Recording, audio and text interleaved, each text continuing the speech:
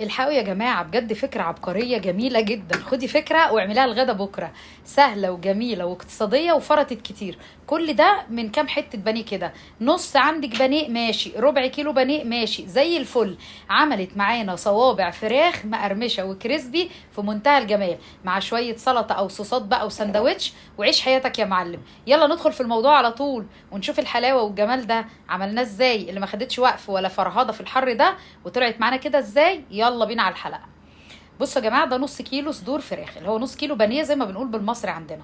حطيته في الكبه وحطيت عليه فلفل اسود وحطيت بابريكا وتوم باودر، بهارات فراخ او لحمه، وشويه حبهان باودر لو موجود، ومرقه فوريه لو تحبي، ما تحبيش خلاص، بس انا عشان تطعم شويه ملح واربع معالق نشا ومعلقتين دقيق. بس كده، اللي هي معالق الاكل العاديه.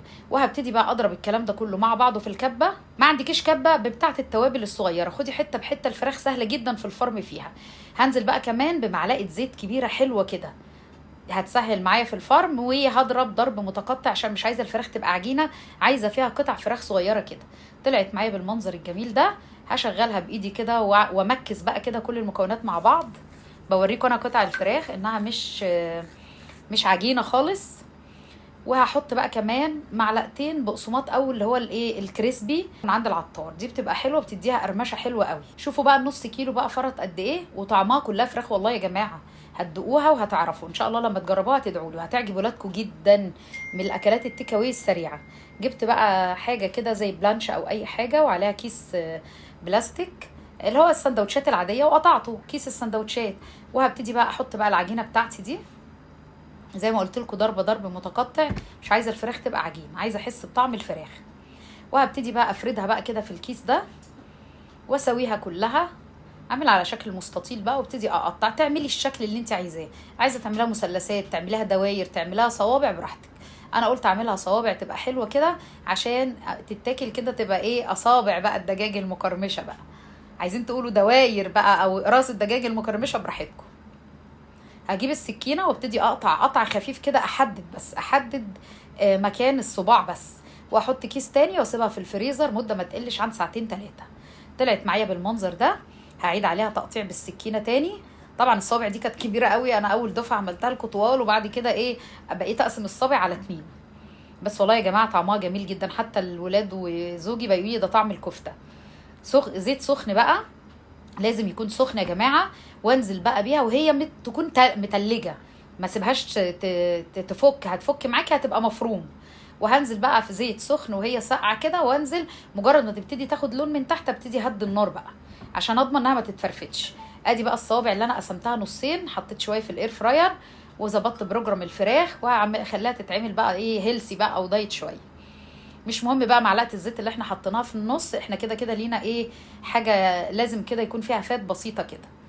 خلاص.